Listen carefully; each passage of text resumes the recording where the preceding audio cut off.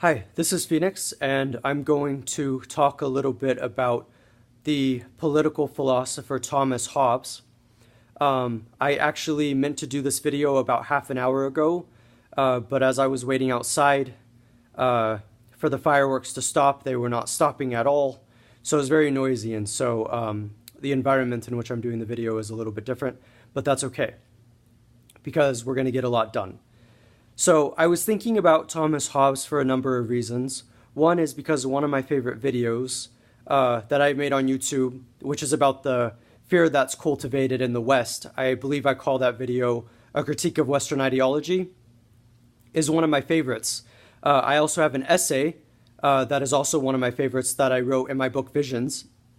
And in both the video and the essay, I talk about Thomas Hobbes very briefly when I describe his idea of life without civilization as being nasty, brutish, and short, and how I am afraid of a violent death. Or so that's a general idea, that we are often afraid of a violent death, which is why we rely on civilization and government and authority.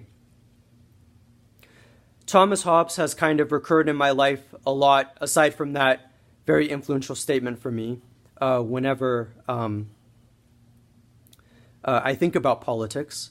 So right now I'm reading a book that was edited by Leo Strauss, a political philosopher, and it's very interesting to think about Thomas Hobbes in the context of his place in history and the place in philosophy. And I'm also reading his book, Human Nature, which I find to be very complicated and very technical in terms of philosophy, and I'm not sure I understand the terms. But as I've been thinking about Thomas Hobbes, I've been thinking about his approach to the social contract. Thomas Hobbes is one of the inventors of the idea of the social contract. Alan Bloom described Thomas Hobbes as being a philosopher who set up his version of the social contract so that way he could essentially create a government in which people had to submit to. So in other words, he's basically saying that the philosophy of Thomas Hobbes allows people to subsume themselves to authority. I'm not sure that I see it this way. In fact, I find Hobbes' philosophy to be very free-spirited, though it is certainly dark. Often Hobbes' political philosophy is very materialistic, materialism in the classic sense of an emphasis on the physical world at the expense of any other possible world, such as the mind, any possible realm such as the mind, or spirituality and religion. But he is also atheistic in that his view is very much not entrenched in any belief in a higher power or a belief in anything beyond our materiality. This is something that we haven't seen so darkly since so dark than Sartre, who also had an atheistic and materialistic kind of communism.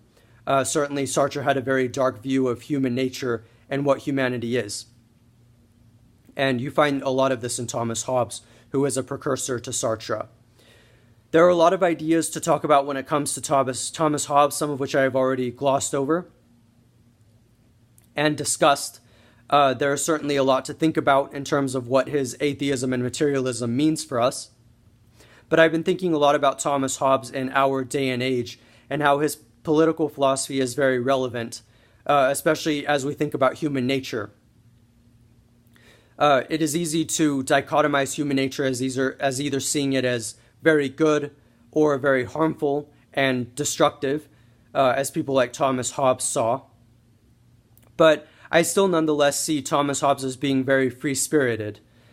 And I like his approach to the social contract in that he does help us realize that we do subsume ourselves to authority and to a sovereign, often because it is easier, as it is easy to describe Thomas Hobbes with his book Leviathan, social engineering things, so to speak. And that actually makes a lot of sense in the context of his philosophy, though I feel like Thomas Hobbes was trying to solve political problems, not create more. So yeah, on a very personal level, I enjoy Thomas Hobbes as a thinker in the history of political philosophy, and I find him important for the ideas that he's discussed, though I also find him hard to stomach and to swallow for obvious reasons that I have discussed. But I do find his philosophy to be very important. And I certainly agree with this claim that when it comes to human nature, it is important to think about how it seems as though we prefer a model of rewards and punishments for our behavior over something like an emphasis on reason and conscience, which you can see in someone like Kant later on. Anyway, I hope you enjoyed this talk on Hobbes, and that's about all that I have to say for now. This is Phoenix, and I hope you were able to pick up some interesting things about Thomas Hobbes and his philosophy. Thank you for your time.